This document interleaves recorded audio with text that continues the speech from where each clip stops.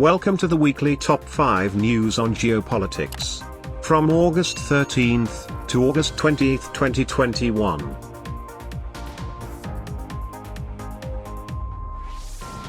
5. In a sign of the wider worry among US allies about the rise of China, Japan's ruling Liberal Democratic Party is pushing for talks on security issues with the ruling party in Taiwan. The LDP team called on the government to deepen ties with Taiwan and prepare for the possibility of a Chinese invasion of the self-ruled island, the Japan Times reported. Not surprisingly, the Chinese government stated its opposition to the planned dialogue between Japan and Taiwan.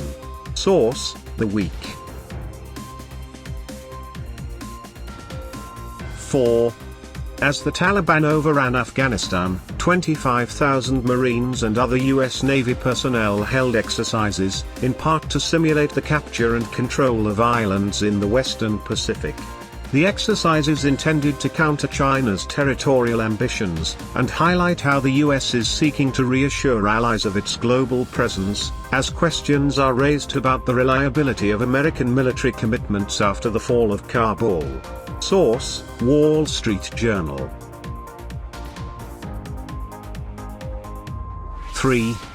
Russia moved to take control of talks with the Taliban, following the fundamentalist insurgent group's sudden dramatic takeover of the country, by proposing to restart the Moscow format talks with the new leadership in Kabul. Sergei Lavrov has invited China, Pakistan, India, the United States, Iran, Russia and the Afghan conflicting parties to participate in the Moscow format.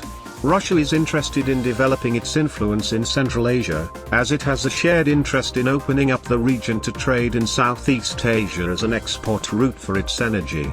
Source: Interline News. 2. China and Pakistan are enhancing coordination on Afghan issues as two important neighbors of Afghanistan, which has triggered India's anxiety.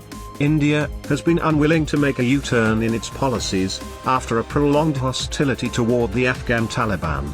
China and Pakistan hope the Taliban-led government will fulfill pledges of cracking down on terrorism and embark on reconstruction. Source: Global Times.